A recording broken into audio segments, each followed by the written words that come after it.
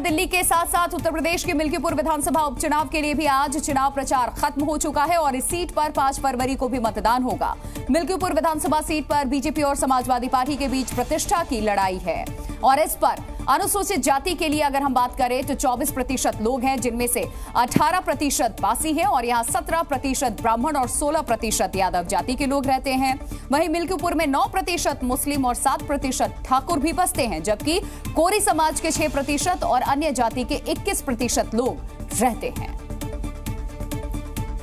और इन्हीं जातिगत समीकरण को साधने और मिल्कीपुर में जीत हासिल करने के लिए बीजेपी और समाजवादी पार्टियों ने यहां ताबड़तोड़ प्रचार किया। मिल्कीपुर चुनाव प्रचार के आखिरी दिन समाजवादी पार्टी के मुखिया यहां आखिरी दाव खेलने पहुंचे और अपनी रैली में उमड़े जनसैलाब की तुलना महाकुंभ से कर दी। एक वो कुंभ है और दूसरा मिल्कीपुर का यहाँ पर समाजवादियों का कुंभ हो रहा है। और ये जो हमारे मिलने का, एक दूसरे के साथ खड़े होने का जो मिलन का कुंभ है, ये एक बार फिर सांप्रदायिक राजनीति को हमेशा के लिए खत्म करने का काम करेगा। अखिलेश यादव ने महाकुंभ में मौनी अमावस्या पर अमृत स्नान में मची भगदड़ को लेकर भी योगी सरकार पर जमकर हमला बोला और भगदड़ में हुई मौतों का आंकड़ा छुपाने का आरोप लगाया। हादसे को छिपाया इन्होंने हमारे देव तुल्य, हमारे धरती के देव साधु संतों से छिपाने का काम किया और इन्होंने आदेश दिया खाड़े लोगों को कि शाही स्नान के लिए जाइए। मिल्कीपुर विधानसभा उपचुनाव के लिए 5 फरवरी को मतदान होगा। अखिलेश ने मिल्कीपुर फतह के लिए जो महाकुंभ भगदड़ कार्ड खेला है, ये कितना सफल होगा, इसका पता तो 8 फरवरी को आने वाले नतीजों के बाद ही चल पाएगा। अयोध्या में दलित बेटी की निर्मम हत्या से सबसे ज्यादा आघात अगर किसी को लगा है तो वो है सपा सांसद अवधेश प्रसाद। दुखों के अथाह सागर में डूबे नेताजी कल से नॉनस्टॉप रो रहे हैं।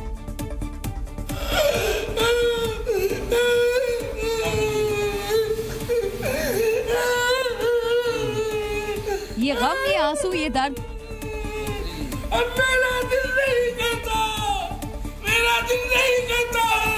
नेताजी इतना रोए कि अब तो आंसू भी बाहर नहीं निकल रहे।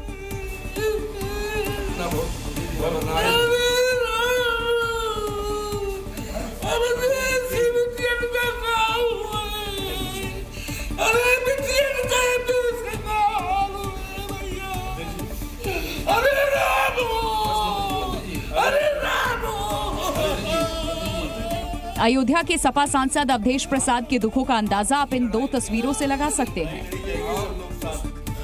नेताजी के रुदन लीला की पहली तस्वीर कल अयोध्या में प्रेस कॉन्फ्रेंस की है, जब वो फूट कर रोए, और दूसरी तस्वीर मिल्कीपुर उपचुनाव के चुनावी सभा की है, जब मंच पर ही नेताजी के दुखों का इमोशनल बम फूट पड़ा। हम वहीं पर लोकसभा से इस्तीफा दे देंगे। हमारा मन दुखित है, हमारा मन दुखित है, हमारा मन दुखित है,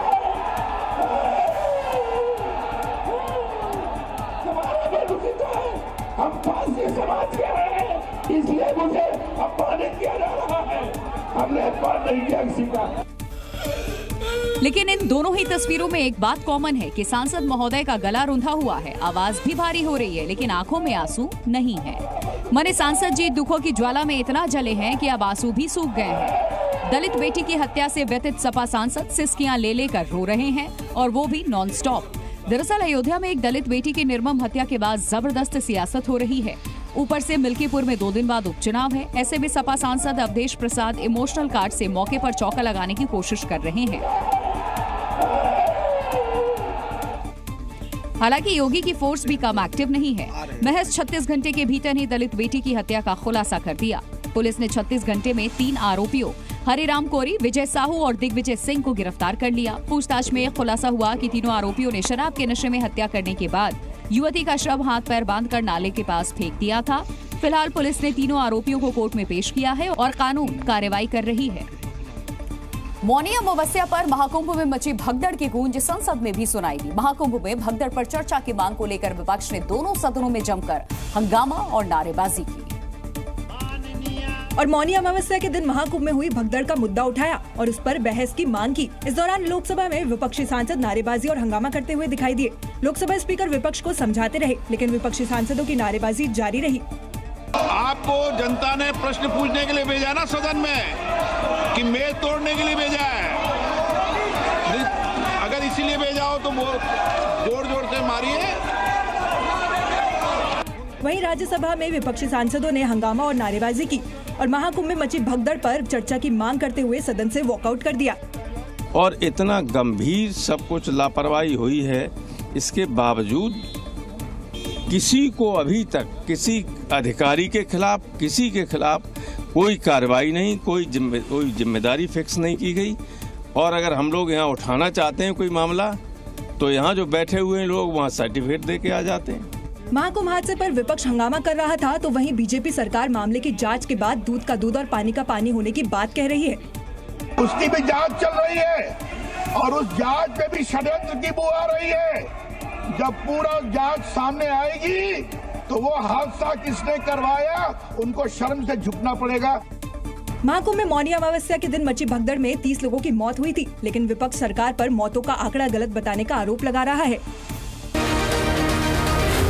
Zee News।